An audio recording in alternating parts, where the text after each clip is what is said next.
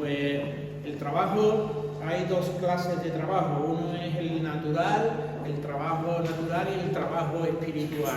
La vida del trabajo de Jesús de Nazaret. A consecuencia de la vida de la pobreza de la familia de Jesús, es la vida de trabajo que allí tenían que realizar porque eran pobres y tenían más remedio que comer de su trabajo. Su padre José en su oficio y su madre en sus labores domésticas. Jesús, que vivía en este caso con ellos, Jesús le ayudaba. Todos allí trabajaban. El trabajo es una ley de la creación dada en el paraíso. Es por tanto algo natural en el hombre. La pereza, la ociosidad es completamente irracional. Como el ave para volar, así el hombre ha nacido para trabajar. En el mismo paraíso Dios quiso que el hombre trabajara y lo cultivara. Y además sabemos que es una señal de castigo y en ocasiones de fatiga. La fatiga es pues propiamente el castigo del pecado que cometieron Adán y Eva. No el trabajo mismo que todos hemos pecado. Luego nadie puede estar exento de la pena del castigo. Para gozarla siempre hay que trabajar, convencerte de que es tu deber y tu obligación y que puedes dejar de cumplirla. Cuanto más trabajo realices, más racional será y más semejante a Dios, que es la misma actividad por excelencia de cada uno de nosotros aquí en la tierra. Los más grandes que Él que produce, pero sobre todo es una virtud propia del trabajo, en una penitencia verdadera y una penitencia muy santa es el trabajo. Y muy hermosa porque ha sido elegida y impuesta por el mismo Dios y porque es de amor universal para todos y cada uno de nosotros. En cada momento quizá puedas eximirte de trabajar, pero hay otras penitencias que no de trabajar, pero aún el enfermo en una enfermedad o en otra está trabajando.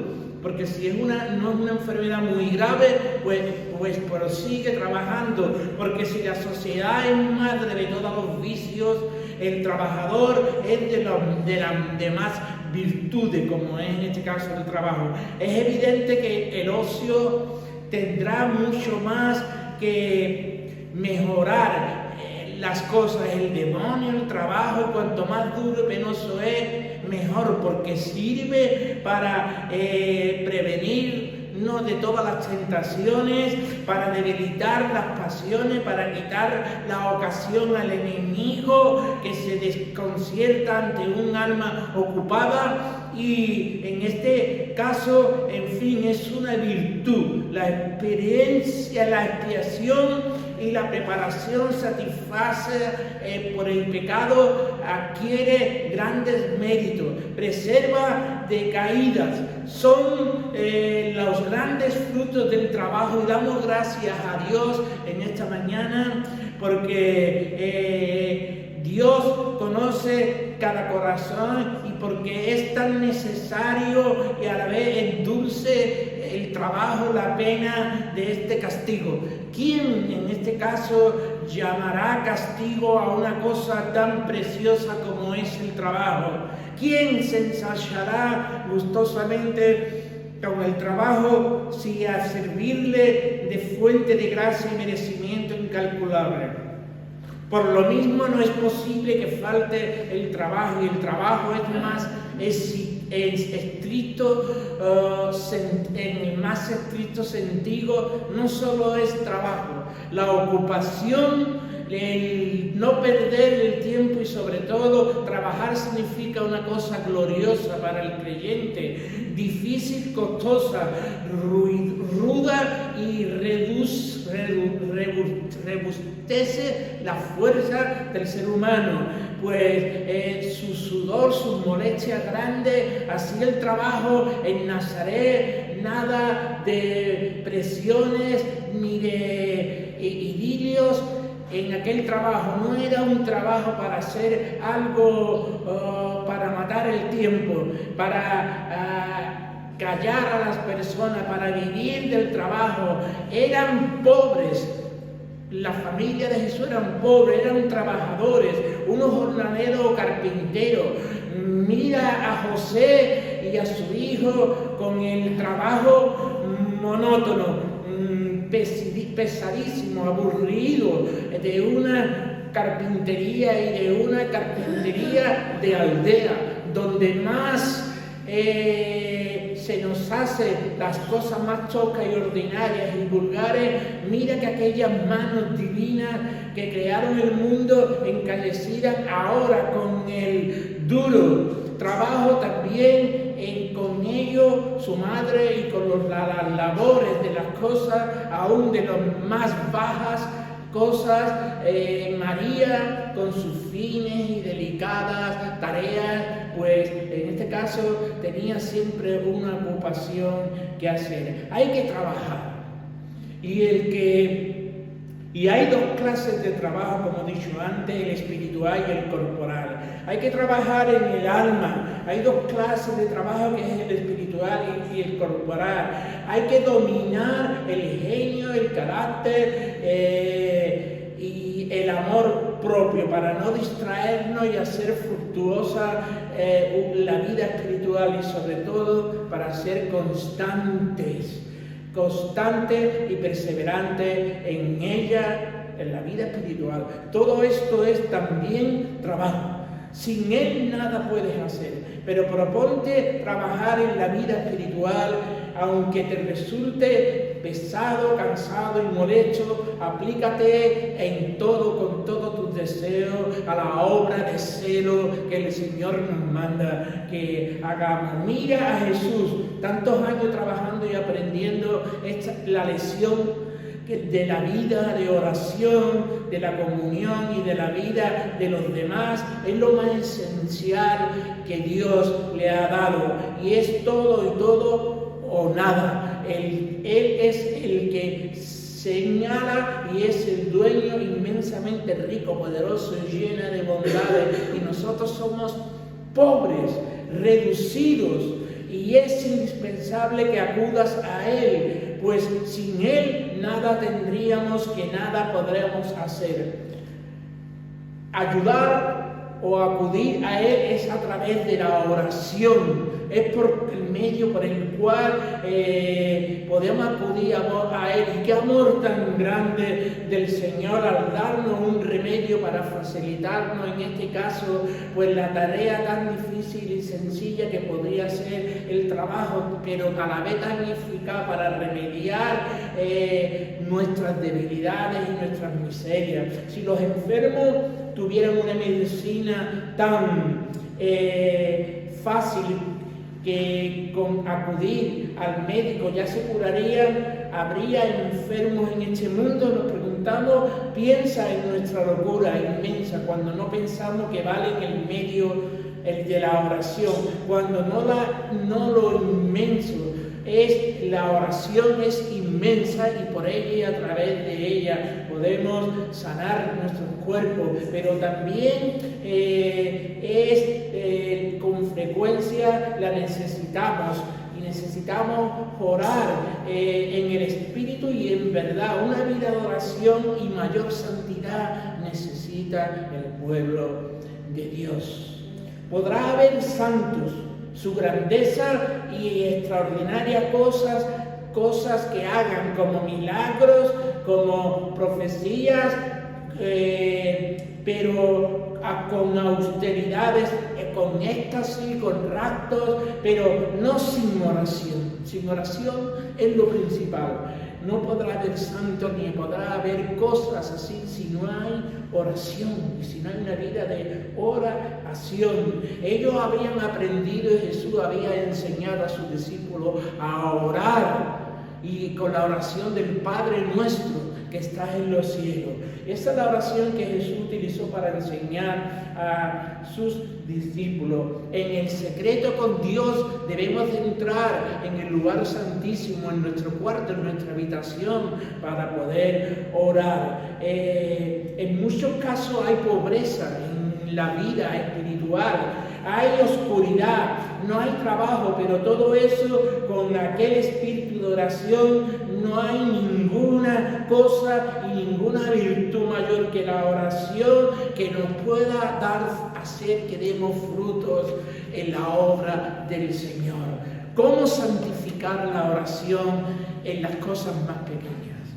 Todo deja de ser pequeño e insignificante cuando se hace con un espíritu de oración. El amor, el dormir, el jugar, el divertirse, el sufrir, el gozar, el trabajar, el descansar. Y entonces una verdadera oración endulza a todas las cosas amargas de la vida. Todas las cosas amargas de la vida. Observemos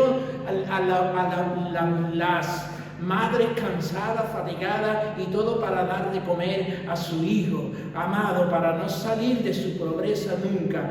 Mas no se enfada una madre cuando le da de comer o cuando trabaja con sus hijos, no se impacienta. Esto hace que Dios, y para Dios todo lo que hagamos orando, todo lo convierte y se debe de convertir en oración para que Dios nos supla y nos venga la ayuda del cielo a nuestras vidas. No cambiará nuestra suerte por nada si no trabajamos, pero tampoco si no hacemos una labor de trabajo espiritual que es la oración. ¿Será así tu oración? O sea, ¿será tu oración así? Porque Jesucristo se levantaba ya de mañana, levantaba su espíritu y su imaginación, miraba al cielo y recibiendo la gloria que la oración le daba y comunicando con ella a sus discípulos todo aquello que el Padre le revelaba. Por eso no será sin tu oración, también dará con ella gloria a Dios y permitiremos que Él se comunique contigo y te dé gracia en lo que necesitas. ¿Por qué sacas tan poca fuente o fruto de la oración? ¿No deberías de tener ya mucha santidad? ¿Es tu oración como la de los antiguos santos fervorosos, humildes y constantes? No solo los santos de primero de siglo, sino en todas las casas cristianas oraban en privado y en comunión. Cuánto agradaba al Señor la oración en la familia, la oración en común. ¿Te persuades bien de esto, querida alma y querido amigo, de que Él mismo, Jesús, después de practicar en Nazaret y más tarde con sus discípulos, claramente nos lo enseñó y nos lo aconsejó? Donde hay 2 o 3 reunidos en su nombre, allí estoy yo en medio de vosotros. El hombre es social por naturaleza, todo lo hace con los demás, ha de vivir con la familia, con la sociedad. ¿Por qué no santificar tu vida en la oración? Si tienes amistades para tratar, ¿por qué no llevar a Dios para que le conozcan? Si se dice que en la unión está la fuerza, el hombre se une a los demás, cuanto más sea en una vida espiritual, más fuerte será la iglesia del Señor. ¿Por qué no tratamos de hacerlos? ¿Por qué no tratamos de conversar y de tener una vida espiritual en la familia, con las amistades, en este caso, y en la sociedad que nos rodea? Los evangelistas, tan ansiosos de hablar de la vida de Jesús, no se callan ante este evento, este detalle de Jesús, y dicen que el niño crecía y se desarrollaba. Juntamente con él debemos de crecer nosotros en la oración. Debemos de desarrollar una vida de oración, porque es lo más eficaz que puede haber para la vida del cristiano y del creyente y para su iglesia. Debemos de desarrollar esa vida. No te engañes miserablemente. y disculpa esta palabra, porque en este caso, si no avanza 2 pasos hacia adelante, todo lo que tenía y poseía desde la eternidad en grado infinito, no es capaz de darte nuevas posibilidades. El Señor, siendo infinito, habiendo tenido todo, de poder en este caso prosperar, de poder en este caso tener frutos. Él quiere ser nuestro modelo y enseñarnos a practicar y a crecer, y así quizá manifestarlo. El sol es siempre el mismo, realmente no crece ni se aumenta. Sin embargo, donde la luz de la alborada hasta el mediodía aparece como si realmente estuviera durmiendo y creciera su luz. Así Jesús cada día aumenta una perfección más y aumenta un grado mayor de ella, como si efectivamente en ellos creciera y se perfeccionara. ¿Qué será en este caso del crecimiento para Jesús, cuando siendo el único que no podía crecer, quiso aparecer de este modo como hombre? ¿Querrá que tú imites y trabajes por tu crecimiento verdadero? No es dulce pensar que después de Jesús nadie ha crecido tanto en gracia y en hermosura de alma delante de Dios y delante de los hombres como Jesús. Jesús creció y se fortalecía y robustecía cada vez más para ser apto en los trabajos apostólicos, en la predicación, en los sufrimientos de su pasión. Por tanto, hasta el crecimiento físico y natural era para él algo que se dirigía a su fin redentor. Aprendamos a dirigirnos a este fin, como nuestro Señor Jesucristo, con toda nuestra fuerza, con tu vida, con todo. Jesús crecía en sabiduría. Esta era doble, una humana, como he dicho antes, por la que conocía mejor la vida y conocía mejor la vida de los hombres por los que iban, en este caso, a ser sacrificados, y este conocimiento le hacía sufrir mucho a Jesucristo. Ya de antemano él sabía todo lo que iba a suceder, y aquellas personas que le traicionaron, aquellas personas que fingían ser amigos suyos, después le traicionaron, produciría un fuerte dolor en nuestro Señor Jesucristo. Mientras él caminaba, porque él conocía todo, mientras él caminaba junto con sus discípulos, y muchos de ellos se volvieron atrás y no permanecieron y le negaron, como el caso de Pedro. Este conocimiento de Jesucristo que le hacía sufrir a ver su inconstancia, su inconvivencia humana del verdadero amor, y se comparaba a los corazones de todos los hombres, y en todos vería algo semejante también en el nuestro. Jesús en el templo pues se reveló admirando a los doctores. ¿Cómo aprovecharía Jesús estas lecciones? ¿Cómo oyes las cosas de Dios y las inspiraciones suyas? ¿Cómo las cumples y te aprovechas de todas estas lecciones que el Señor le dio, pues ya con 12 años, los doctores de la ley allí en el templo? Jesús crecía en santidad. De día a día hacía obras más del agrado de su Padre y más provechosa para nosotros. Qué rectitud y pureza de corazón la de Jesús. Qué amor, sobre todo en sus obras. Empapémonos bien del amor y de la santidad creciente de Jesús, que así va creciendo hasta el fin de nuestros días, hasta que la muerte cruz de nuestro Señor Jesucristo, su amor iba creciendo para cada uno de nosotros. ¿Has crecido en la iglesia con Jesús? Una pregunta que te quiero hacer. ¿Has ofrecido tu alma y tu espíritu a Jesús? Procura conocer el conocimiento de Jesús y el de su Padre. Si la vida es crecimiento, ¿puedes decir que tu alma vive? ¿O desgraciadamente has ido creciendo y menguando? ¿No has ido cada día aumentando tus posiciones, tu amor, propiedad, en lugar de crecer y en lugar de crecer tu vida espiritual y tu carácter.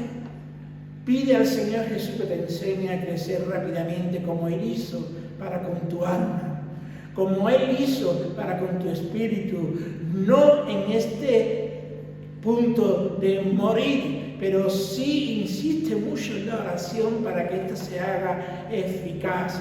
Él tenía mucha inquietud espiritual en la oración, por eso Él se apartaba a solas y dejaba a sus discípulos y oraba en secreto, siempre con el Padre. Y Él pedía que lo mismo que Él oraba, así el Padre, cuando Él no estuviera, enseñara a sus discípulos también a perseverar en la oración. Padre mío, yo estoy aquí y yo seré el que quite el pecado del mundo. Le pedía el Jesucristo a su Padre. Jesús, viendo aquello, también renovaba el deseo del sacrificio para la salvación de los hombres. Y parece que Dios lo escuchó y aceptó el sacrificio, y quiso darle de beber del cáliz de la amargura, que sería aquel sufrimiento que tuvo Jesús en la cruz del Calvario. No lo podemos imaginar. Todo lo que pensemos en nada.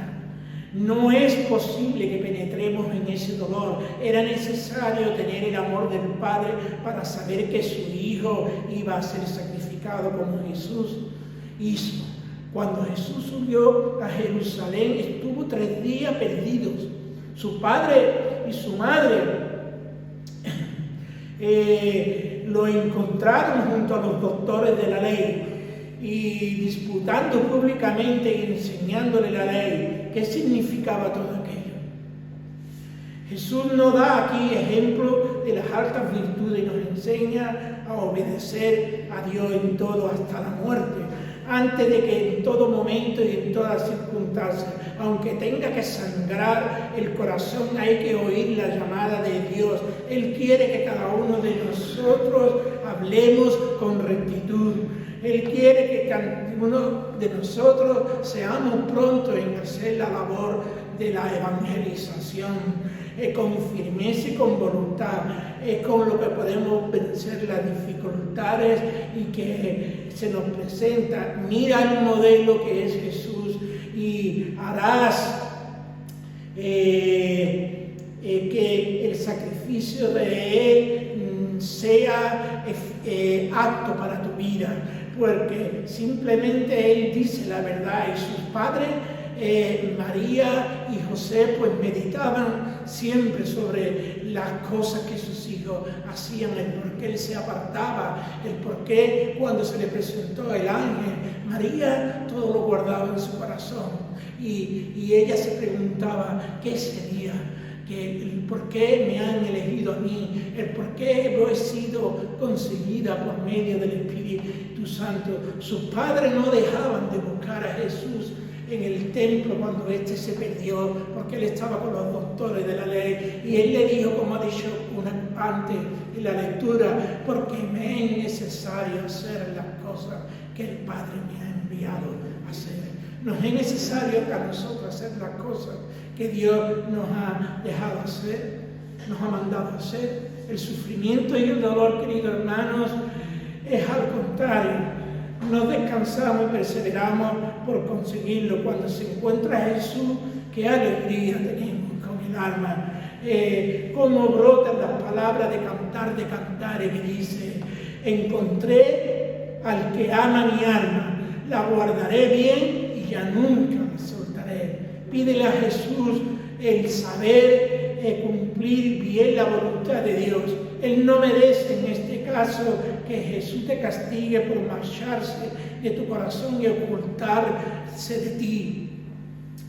Que sepas trabajar, hermano, lo suficiente para buscarle sin cesar hasta encontrarlo. Por otra parte, María veía en su Hijo no solo a Jesús, María veía a Dios en Jesucristo.